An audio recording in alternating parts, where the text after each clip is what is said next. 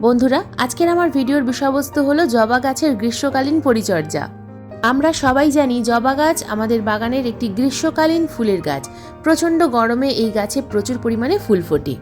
আজ এপ্রিল মাসের 25 তারিখ, এখনও পর্যন্ত যদি তোমাদের বাগানের জবা গাছগুলোর কোনো রকম কোনো বৃদ্ধি না হয়, যদি গাছের মধ্যে কোনো রকম কোনো কুঁড়ি না আসে, অথবা যদি কুঁড়ি এসেও থাকে সেই কুঁড়িগুলো যদি হলুদ হয়ে ঝরে পড়ে যায়, তাহলে এই সময় আমরা আমাদের বাগানের প্রত্যেকটা জবা গাছে কোন ঘরোয়া খাবার প্রয়োগ করব, যে খাবারের মধ্যে আছে প্রচুর মাত্রায় পটাশিয়াম, ফসফরাস, ক্যালসিয়াম। তাছাড়া এই প্রচণ্ড গরমে আমাদের বাগানের প্রত্যেকটা জবা গাছে কিন্তু প্রচুর পরিমাণে পোকামাকড়ের আক্রমণ হয়। তো কোন ঘরোয়া কীটনাশক প্রয়োগ করে বাগানের প্রত্যেকটা জবা গাছকে আমরা সুস্থ রাখতে পারবো, আজকের ভিডিওতে সম্পূর্ণ A to Z কেয়ার নিয়ে কথা বলবো। যেভাবে পরিচর্যা করে আমার বাগানের প্রত্যেকটা জবা গাছে প্রচুর পরিমাণে ফুল ফোটে, সেই পরিচর্যার টিপসগুলো কিন্তু আজকের এই ভিডিওতে বলবো। তাই আজকের এই ভিডিওটা সম্পূর্ণ মনোযোগ দিয়ে দেখতে থাকো বন্ধুরা, একটু স্কিপ করে দেখো না। স্কিপ করে দেখলে অনেক কিছুই মিস করে ফেলবে। নমস্কার, আমি লাবণী, আমার বাগানে তোমাদের সবাইকে জানাই স্বাগত। বন্ধুরা, আজকের ভিডিওতে আমি মোট 3টে পয়েন্ট নিয়ে আলোচনা করব। প্রথম পয়েন্টে থাকছে জবা গাছে কেন একেবারে ফুল আসে না, 2 নম্বর পয়েন্টে থাকছে জবা গাছের কেন বৃদ্ধি হয় না, 3 নম্বর পয়েন্টে থাকছে জবা গাছে কুঁড়ি আসার পরেও সেই কুঁড়ি কেন হলুদ হয়ে ঝরে পড়ে। প্রথমেই বলবো পয়েন্ট নাম্বার 1, জবা গাছে কেন একেবারে ফুল আসতে চায় না। গাছের খুব ভালো বৃদ্ধি হওয়া সত্ত্বেও গাছের মধ্যে কোনো রকম কোনো কুঁড়ি আসে না কেন? গাছে কুঁড়ি না আসার প্রধান কারণ হলো পটাশিয়ামের অভাব। গাছে যদি পটাশিয়ামের অভাব থাকে, গাছে কিন্তু কুঁড়ি একেবারেই আসতে চায় না। জবা হলো একটা হেভি ফিডার গাছ। এই গাছে যদি আমরা খাবার না প্রয়োগ করি, প্রতি সপ্তাহে বিভিন্ন ধরনের খাবার প্রয়োগ করলে তবেই কিন্তু গাছে প্রচুর মাত্রায় ফুল আসে।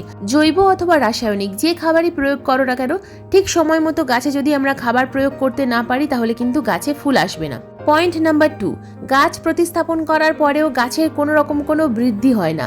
যেমন প্রতিস্থাপন করা হয় ঠিক তেমনই কিন্তু অনেক সময় থেকে যায়। তো গাছ প্রতিস্থাপন করার সময় আমাদেরকে একটা জিনিস খুব ভালোভাবে লক্ষ্য রাখতে হবে, টবের ড্রেনেজ সিস্টেম যেন ঠিক থাকে এবং যে মাটিতে আমরা গাছটা প্রতিস্থাপন করছি সেই মাটি যেন ওয়েল ড্রেনেজ সয়েল হয়। মাটি যেন সবসময় ঝুরঝুরে থাকে। তো ঝুরঝুরে মাটি তৈরি করার জন্য আমাদেরকে কিন্তু নিতে হবে মাটি 40% গার্ডেন সয়েল, 40% কম্পোস্ট, 10% লাল মোটাদানার বালি এবং 10% কোকোপিট।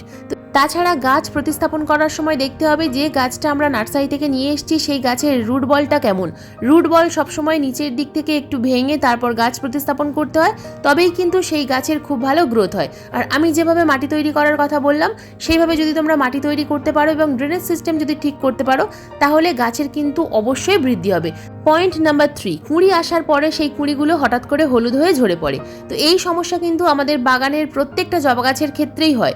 কুঁড়ি আসার পর দেখা যায় যে সেই কুঁড়িগুলো হঠাৎ করে হলুদ হয়ে ঝরে পড়েছে। হয়তো আগামীকাল ফুটতো, সেটা আগের দিন কুঁড়িটা হলুদ হয়ে ঝরে পড়ে গেল।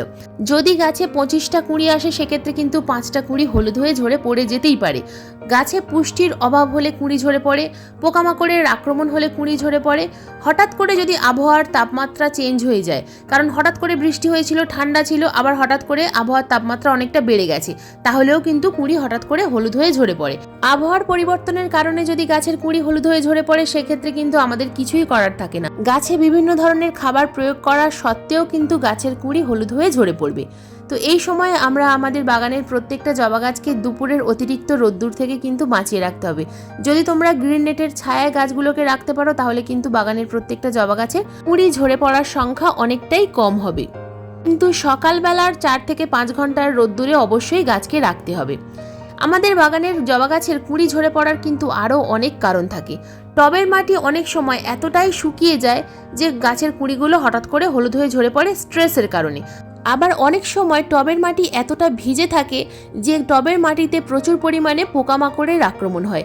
যে পোকা সরাসরি সিস্টেমে গিয়ে আক্রমণ করে, কাণ্ডের মধ্যে দিয়ে গিয়ে কুঁড়িতে বসবাস করে, কুঁড়ির সম্পূর্ণ রস খেয়ে নেয় এবং কুঁড়িগুলোকে হলুদ করে ঝরিয়ে ফেলে দেয়। এছাড়াও কুঁড়িতে পোকামাকড়ের আক্রমণ হয়। যেমন সামনে যে গাছটা দেখতে পাচ্ছ, এই গাছে কিন্তু জাপ পোকার আক্রমণ হয়েছিল। তো আমি সম্পূর্ণ জৈব পেস্টিসাইড স্প্রে করে গাছগুলোতে স্প্রে করেছিলাম এবং প্রত্যেকটা কুঁড়িতে দেখো অনেকটাই পোকামাকড়ের আক্রমণ কমে গেছে এবং পোকাগুলো সাদা সাদা হয়ে গেছে। তো এখনও কিন্তু গাছের কুঁড়ি ঝরে পড়ছে। তো এর জন্য আমি যে জৈব পেস্টিসাইডটা স্প্রে করেছিলাম, তার জন্য নিতে হবে আমার 1 লিটার জল এবং প্রয়োজন আমার রসুনের খোসা।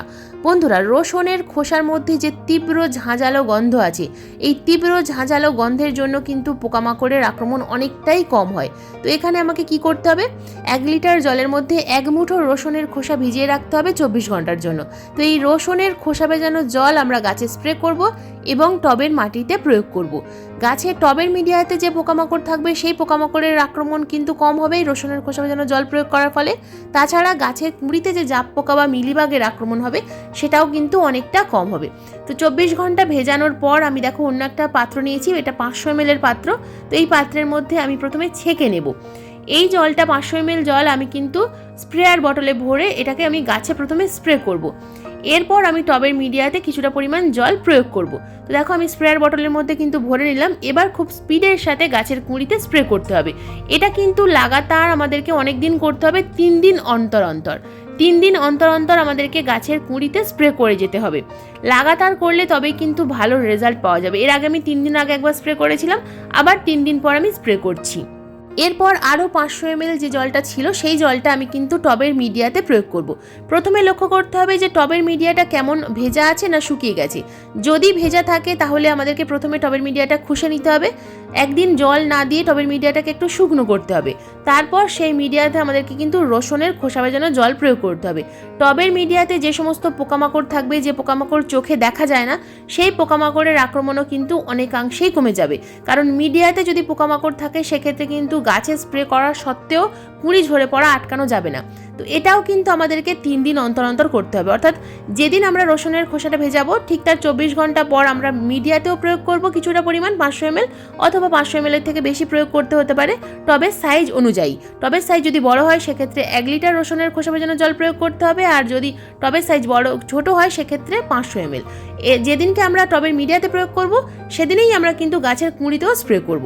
তো এইভাবে আমরা যদি লাগাতার 3 দিন অন্তর অন্তর অন্তত 1 মাস এইভাবে প্রয়োগ করে যেতে পারি তাহলে টবের মিডিয়া যেমন পোকামাকড় মুক্ত থাকবে, তেমনই গাছের কুঁড়িতে কিন্তু কোনো রকম কোনো জাপ পোকা বা মিলিবাগের আক্রমণ থাকবে না। তো আমার গাছে কিন্তু এটা আমি স্প্রে করছি এবং দেখো আমার গাছগুলো কিন্তু প্রচুর কুঁড়িতে ভরে গেছে এবং কুঁড়ি ঝরার সংখ্যাও অনেক কমে গেছে। বন্ধুরা, এবার বলবো গাছে আমরা কি খাবার প্রয়োগ করব। প্রথমেই বলেছিলাম যে গাছে যদি কুঁড়ি একেবারে না আসে অথবা যদি কুঁড়ি হঠাৎ করে হলুদ হয়ে ঝরে পড়ে সেক্ষেত্রে আমরা গাছে কি খাবার প্রয়োগ করব। তো প্রথমে আমি রাসায়নিক খাবার দেখাবো, কারণ সবাই তো জৈব খাবার প্রয়োগ করতে পারো না, সেই ক্ষেত্রে প্রথমে আমি রাসায়নিক খাবার দেখাবো। টবের মিডিয়া ভালোভাবে খুশে নেওয়ার পর এখানে আমি দেখো 1/2 চামচ পরিমাণ প্রয়োগ করব সাদা পটাশ, অর্থাৎ সালফেট অফ পটাশ। এই সাদা পটাশ 1/2 চামচ পরিমাণ আমি আমার টবের মাটিতে প্রয়োগ করছি। একটা 10 ইঞ্চি টবের মিডিয়াতে 1/2 চামচ পরিমাণ সাদা পটাশ প্রয়োগ করছি। তোমরা এখানে কিন্তু লাল পটাশও প্রয়োগ করতে পারো, যে কোনো পটাশ এই সময় প্রয়োগ করতেই হবে। তো যেহেতু অনেকেই তোমরা রাসায়নিক খাবার প্রয়োগ করো সেই কারণে আমি এই খাবারটা দেখাচ্ছি প্রথমে, এরপর জৈব খাবার দেখাবো। তো এরপর আমি এখানে দিয়ে দেবো 1 চা চামচের 4 ভাগের 1 ভাগ পরিমাণ বোরন। এই পটাশিয়াম এবং বোরন একসাথে যদি আমরা গাছের মিডিয়াতে প্রয়োগ করতে পারি, গাছের কুঁড়ি যেমন আসবে সেই কুঁড়ি কিন্তু হলুদ হয়ে ঝরেও পড়বে না। তো এটা আমরা 15 দিন অন্তর অন্তর গাছে প্রয়োগ করব। এই খাবার প্রয়োগ করার পর গাছের মিডিয়াতে দিতে হবে জল, পর্যাপ্ত পরিমাণে জল কিন্তু প্রয়োগ করতে হবে এবং আবার যখন মিডিয়া সামান্য শুকনো হবে তবেই কিন্তু আমরা আবার জল প্রয়োগ করব। অতিরিক্ত ভেজা মাটিও থাকবে না, আবার খুব বেশি যেন মিডিয়া শুকিয়েও না যায়, তাহলে কিন্তু সমস্যা অনেকটাই কম হবে। বন্ধুরা, এবার আসি জৈব খাবারের কথায়। জৈব খাবার তৈরি করার জন্য প্রথমেই নিয়েছি আমি এখানে 2 লিটার জল। 2 লিটার সাধারণ জলের মধ্যে প্রথমেই আমি ভিজিয়ে দেব 4 চামচ পরিমাণ পেঁয়াজের খোসার গুঁড়ো। আমি গুঁড়ো কেন নিচ্ছি সেটাও একটু পরেই বলে দেবো। যদি তোমরা গুঁড়ো না থাকে তোমাদের কাছে সেক্ষেত্রে তোমরা কিন্তু এখানে পেঁয়াজের গোটা গোটা যে খোসা হয় সেই খোসা এখানে 2 মুঠো পরিমাণ নিয়ে নেবে 2 লিটার জলের মধ্যে। এরপর আমি এখানে দিয়ে দেবো 4 চামচ পরিমাণ পাকা কলার খোসার গুঁড়ো। তো এই 4 চামচ পরিমাণ পেঁয়াজের খোসার গুঁড়ো, 4 চামচ পরিমাণ কলার খোসার গুঁড়োর মধ্যে দিয়ে দেবো আমি এখানে 2 টাকার কফির পাতার মধ্যে যে যতটুকু কফি থাকবে সেই কফিটুকু আমি কিন্তু এর মধ্যে ভিজিয়ে দেবো। তো 1/2 চামচ পরিমাণ, এটা মাপলে 1/2 চামচ পরিমাণ হবে। যদি তোমাদের কন্টেনারে কফি থাকে সেক্ষেত্রে 1/2 চামচ পরিমাণ কফি নিয়ে নেবে। তো এই 3টে উপাদান আমি কিন্তু ভিজিয়ে রেখে দেবো অন্তত 4 থেকে 5 ঘন্টার জন্য। তারপর এটা আমি গাছে প্রয়োগ করব। তো কেন আমি এই গুঁড়ো নিলাম, তার কারণ আমি সরাসরি কিন্তু গাছের মিডিয়াতে প্রয়োগ করব। এটা আমি যদি খোসা নিতাম তাহলে কিন্তু আমাদেরকে ছেঁকে তারপর গাছে প্রয়োগ করতে হতো। ছেঁকে প্রয়োগ করব না বলেই আমি কিন্তু গুঁড়ো ভেজালাম এর সাথে। গুঁড়ো ভেজালে গাছে কাজ ভালো হয়, যদি ছেঁকে আমরা প্রয়োগ করি কাজটা একটু কম হয়। সেই কারণে আমি কিন্তু এই সময় আমি তোমাদেরকেও বলবো যে গুঁড়ো করে তোমরা যদি ভিজিয়ে তারপর গাছে প্রয়োগ করতে পারো তাহলে কিন্তু খুব ভালো রেজাল্ট পাবে। তো 2 লিটার জলের মধ্যে 4 থেকে 5 ঘন্টা ভিজে যাওয়ার পর অন্য একটা গাছে, যে গাছে আমি সাদা পটাশ বা বোরন দিলাম সেই গাছে কিন্তু আমি এই জৈব খাবার দেবো না, আমি অন্য একটা গাছের মধ্যে এই জৈব খাবার প্রয়োগ করব। তো প্রথমেই আমাদেরকে টবের মাটিটা ভালোভাবে খুশে নিতে হবে, মাটি শুকনো অবস্থায় কিন্তু গাছে খাবার প্রয়োগ করতে হবে। তো একটা 10 ইঞ্চি টবের মিডিয়াতে আমি কিন্তু 500 ml এই লিকুইড খাবার প্রয়োগ করব। তো দেখো এটা একটা 500 ml এর মগ, তো এর মধ্যে আমি ঢেলে নিলাম। এই 500 ml সম্পূর্ণ খাবারটাই আমি এই 10 ইঞ্চি টবে প্রয়োগ করছি। তো এই খাবারটা প্রয়োগ করতে হবে আমাদেরকে 10 দিন অন্তর অন্তর, আর যে রাসায়নিক খাবার দেখালাম সেটা কিন্তু 15 দিন অন্তর অন্তর প্রয়োগ করতে হবে।